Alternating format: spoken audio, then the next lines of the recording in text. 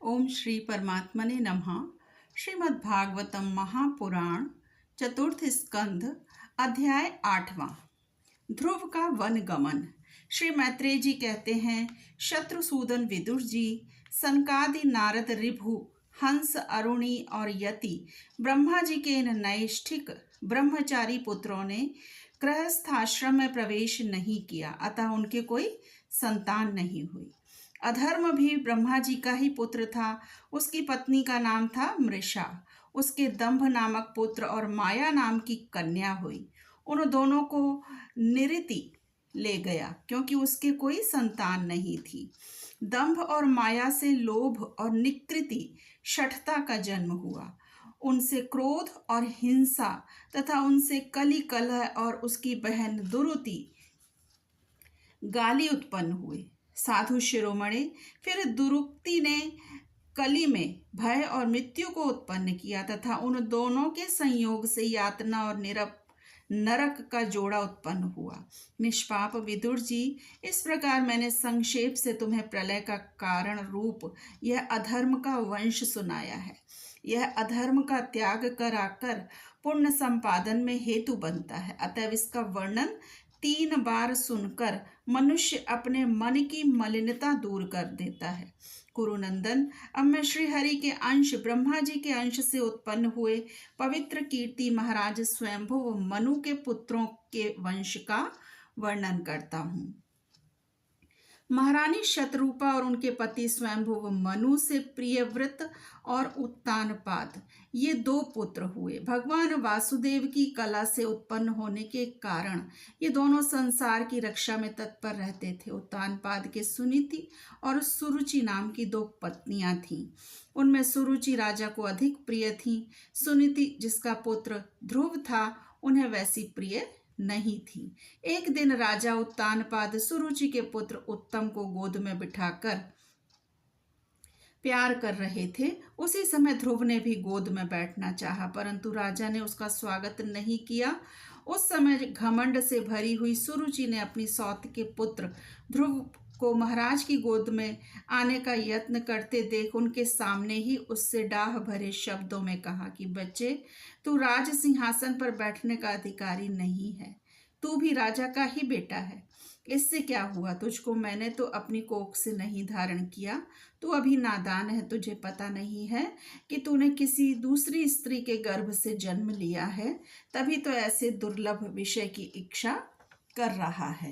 यदि तुझे राज सिंहासन की इच्छा है तो तपस्या करके परम पुरुष श्री नारायण की आराधना कर और उनकी कृपा से मेरे गर्भ में आकर जन्म ले। श्री मैत्रेय जी कहते हैं, विदुर जी, जिस प्रकार डंडे की चोट खाकर सांप फुंफकार मारने लगता है, उसी प्रकार अपनी सौतेली माँ के कठोर वचनों से घायल होकर ध्रुव क्रोध के मारे लंबी लंबी सांस लेने लगा। उसके पिता चुपचाप यह सब देखते रहे, मुंह से एक शब्द भी नहीं बोले। तब पिता को छोड़कर ध्रुव रोता हुआ अपनी माता के पास आया। उसके दोनों होंठ फड़क रहे थे और वह सिसक सिसक कर रो रहा था। सुनीति ने बेटे को गोद में उठा लिया और जब महल के दूसरे लोगों से अपनी सौत सुरुचि की कही हुई बातें सुनी, तब उसे बड़ा ही दुख हुआ। उसका धीरज टूट गया। वह दावानल से जली हुई बेल के समान शोक से संतप्त होकर मुरझा गई तथा विलाप करने लगी। सौत की बातें याद आने से उसके कमल सरीखे नेत्रों में आंसू भर आए। उस बेचारी को अपने दुख का पारावार कहीं अंत ही नहीं दिखाई देता था। उसने गहरी सांस लेकर ध्रुव से कहा कि बेटा, तू दूसरों के लिए अमंगल की कामना मत कर। जो मनुष्य दूसरों को दुख देता है, उसे स्वयं ही उसका फल भोगना पड़ता है। सुरुचि ने जो कुछ कहा है ठीक ही है, क्योंकि महाराज को मुझे पत्नी तो क्या दासी भी स्वीकार करने में लज्जा आती है। तूने मुझ मंदभागिनी के गर्भ से ही जन्म लिया है और मेरे ही दूध से तू पला है। बेटा, सुरुचि ने तेरी सौतेली माँ होने पर भी बात बिल्कुल ठीक कही है। अतः यदि राजकुमार उत्तम के समान राज सिंहासन पर बैठना चाहता है तो द्वेष भाव छोड़कर उसी श्री अधोक्षज भगवान के चरण कमलों की आराधना में लग जा। संसार का पालन करने के लिए सत्वगुण को अंगीकार करने वाले उन श्री हरि के चरणों की आराधना करने से ही तेरे परदा को वह सर्वश्रेष्ठ पद प्राप्त हुआ है जो मन और प्राणों को जीतने वाले मुनियों के द्वारा भी वंदनीय है।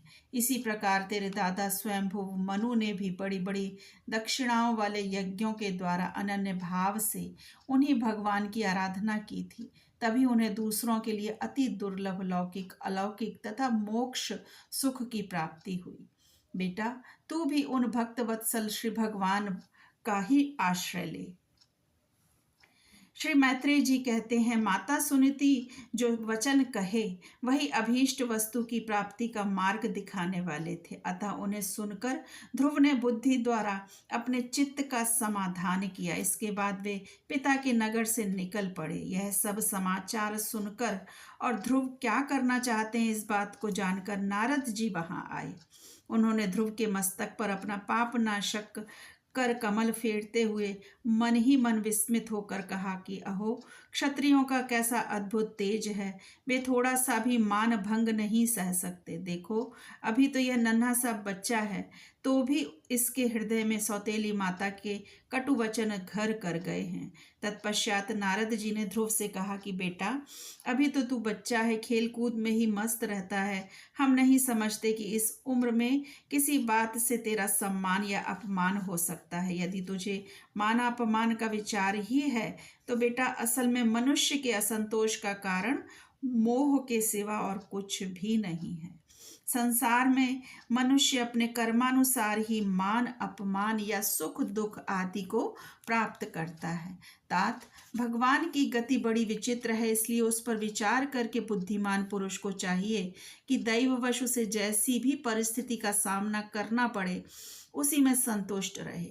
अब माता के उपदेश से तू योग साधन द्वारा जिन भगवान की कृपा प्राप्त करने चला है, मेरे विचार से साधारण पुरुषों के लिए उन्हें प्रसन्न करना बहुत कठिन है। योगी लोग अनेकों जन्मों तक अनासक्त रहकर समाधि योग के द्वारा बड़ी बड़ी कठोर साधनाएं करते रहते हैं, परंतु भगवान के मार्ग को नहीं पाते। इसलिए तू यह व्यर्थ का हठ छोड़ दे और घर लौट जा, उससे मित्रता का भाव रखे। यूं करने से उसे दुख कभी नहीं दबा सकते। तो ध्रुव ने कहा कि भगवान, सुख दुख से जिनका चित्त चंचल हो जाता है, उन लोगों के लिए आपने कृपा करके शांति का यह बहुत अच्छा उपाय बतलाया है, परंतु मुझ जैसे अज्ञानियों की दृष्टि यहाँ तक नहीं पहुँच पाती। इसके सिवा मुझे घोर क्षत्रिय स्वभाव प्राप्त हुआ है, अतः मुझ में विनय का प्राय अभाव है। सुरुचि ने अपने कटुवचन रूपी बाणों से मेरे हृदय को विदीर्ण कर डाला है, इसलिए उसमें आपका यह उपदेश नहीं ठहर पाता। ब्राह्मण, मैं उस पद पर अधिकार करना चाहता हूँ जो त्रिलोकी में सबसे श्रेष्ठ है तथा जिस पर मेरे बाप दादा और दूसरे कोई भी आरूढ़ नहीं हो सके हैं। आप मुझे उसी की प्राप्ति का कोई अच्छा सा मार्ग बतलाइए। आप भगवान ब्रह्मा जी के पुत्र हैं और संसार के कल्याण के लिए वीणा बजाते हैं और सूर्य की भांति त्रिलोकी में विचरा करते हैं। श्री मैत्रेय जी कहते हैं, ध्रुव की बात सुनकर भगवान नारद जी बड़े प्रसन्न हुए और उस पर कृपा करके इस प्रकार सदुपदेश देने लगे। श्री नारद जी ने कहा, बेटा, तेरी माता सुनीति ने तुझे जो कुछ बताया है वही तेरे लिए परम कल्याण का मार्ग है। भगवान वासुदेव ही वह उपाय हैं, इसीलिए तू चित्त लगाकर उन्हीं का भजन कर। जिस पुरुष को अपने लिए धर्म अर्थ काम और मोक्ष रूप पुरुषार्थ की अभिलाषा हो, उसके लिए उनकी प्राप्ति का उपाय एकमात्र श्री हरि के चरणों का सेवन ही है। बेटा, तेरा कल्याण होगा। अब तू श्री यमुना जी के तटवर्ती परम पवित्र मधुवन को जा। वहाँ श्री हरि का नित्य निवास है। वहाँ श्री कालिंदी जी के निर्मल जल में तीनों समय स्नान करके नित्य कर्म से निवृत्त हो यथाविधि आसन बिछाकर स्थिर भाव से बैठना। फिर रेचक, पूरक और कुंभक 3 प्रकार के प्राणायाम से धीरे धीरे प्राण, मन और इंद्रिय के दोषों को दूर कर धैर्य युक्त मन से परम गुरु श्री भगवान का इस प्रकार ध्यान करना। भगवान के नेत्र और मुख निरंतर प्रसन्न रहते हैं। उन्हें देखने से ऐसा मालूम होता है कि वे प्रसन्नता पूर्वक भक्त को वर देने के लिए उद्यत हैं। उनकी नासिका, भौहें और कपोल बड़े ही सुहावने हैं। वे सभी देवताओं में परम सुंदर हैं। उनकी तरुण अवस्था है। सभी अंग बड़े सुडौल हैं। लाल लाल होंठ हैं और रत्नारे नेत्र हैं और वे प्रणत जनों के आश्रय देने वाले अपार सुखदायक शरणागत वत्सल और दया के समुद्र हैं। उनके वक्ष स्थल में श्रीवत्स का चिन्ह है। उनका शरीर सजल जलधर के समान श्याम वर्ण है। वे परम पुरुष श्याम सुंदर गले में वनमाला धारण किए हुए हैं और उनकी 4 भुजाओं में शंख, चक्र, गदा एवं पद्म सुशोभित हैं। उनके अंग प्रत्यंग किरीट, कुंडल, केयूर और कंकणादि आभूषणों से विभूषित हैं। गला कौस्तुभ मणि की भी शोभा बढ़ा रहा है तथा शरीर में रेशमी पीतांबर है। उनके कटि प्रदेश में कांचन की करधनी और चरणों में स्वर्णमय नूपुर पैंजनी सुशोभित है। भगवान का स्वरूप बड़ा ही दर्शनीय है, शांत तथा मन और नयनों को आनंदित करने वाला है। जो लोग प्रभु का मानस पूजन करते हैं उनके अंतःकरण में हृदय कमल की कर्णिका पर अपने नख मणिमंडित मनोहर पादार विंदों को स्थापित करके विराजते हैं। इस प्रकार धारणा करते करते जब चित्त स्थिर और एकाग्र हो जाए तब उन वरदायक प्रभु का मन ही मन इस प्रकार ध्यान करें कि वे मेरी ओर अनुराग भरी दृष्टि से निहारते हुए मंद मंद मुस्कुरा रहे हैं। भगवान की मंगलमयी मूर्ति का इस प्रकार निरंतर ध्यान करने से मन शीघ्र ही परमानंद में डूबकर तल्लीन हो जाता है और फिर वहां से लौटता नहीं है। राजकुमार, इस ध्यान के साथ जिस परम गुह्य मंत्र का जप करना चाहिए वह भी बतलाता हूँ, सुनो। इसका 7 रात जप करने से मनुष्य आकाश में विचरने वाले सिद्धों का दर्शन कर सकता है। वह मंत्र है ओम नमो भगवते वासुदेवाय।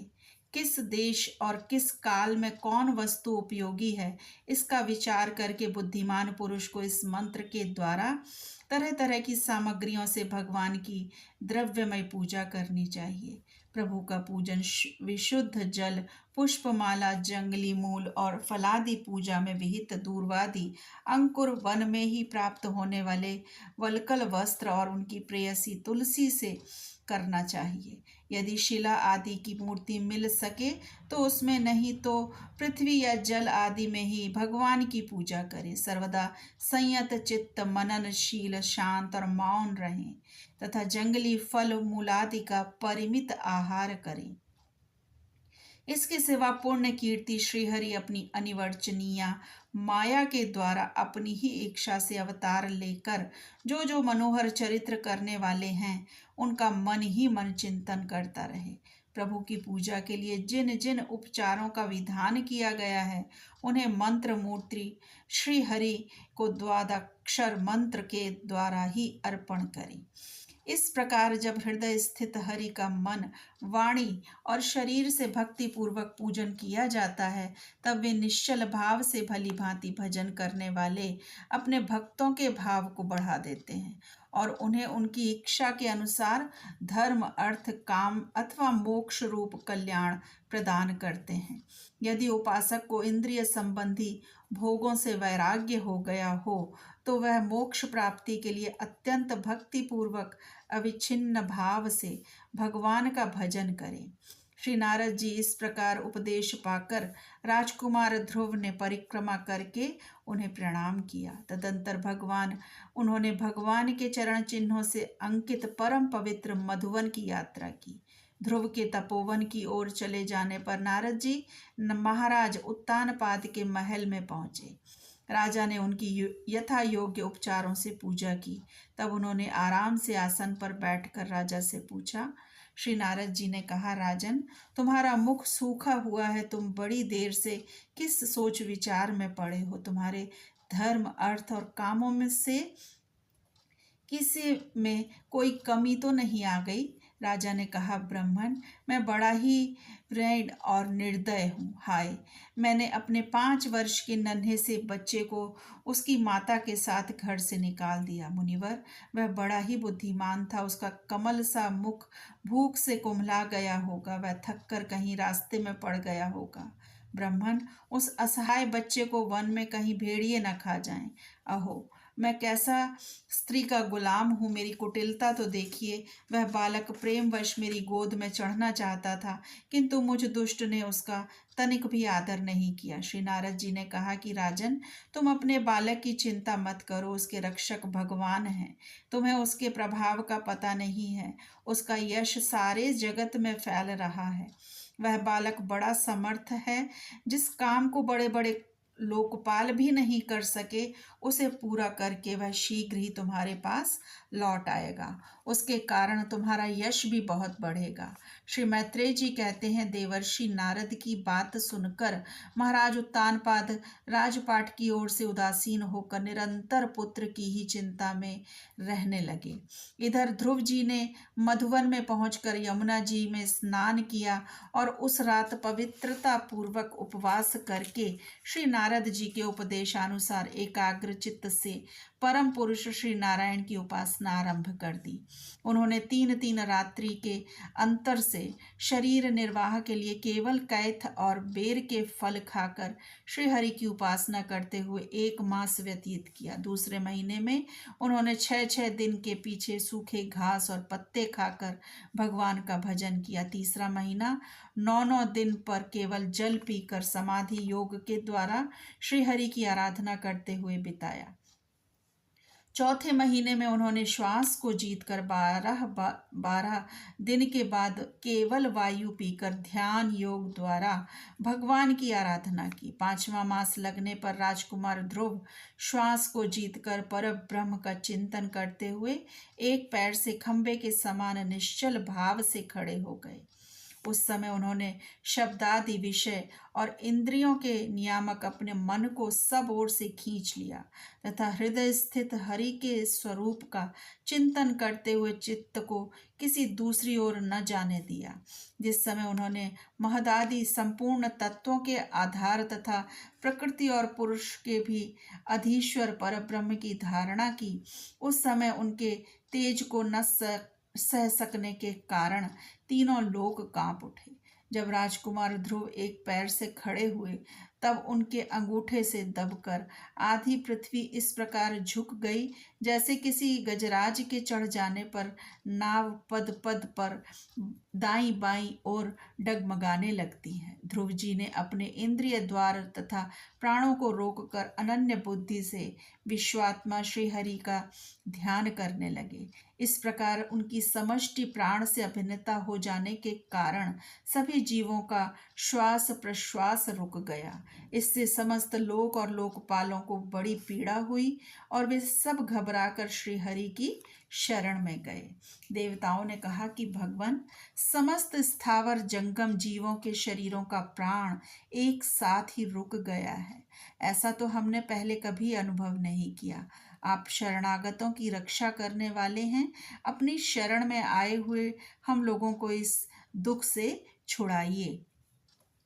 तो श्री भगवान ने कहा कि देवताओं, तुम डरो मत। उत्तानपाद के पुत्र ध्रुव ने अपने चित्त को मुझ विश्वात्मा में लीन कर दिया है। इस समय मेरे साथ उसकी अभेद धारणा सिद्ध हो गई है।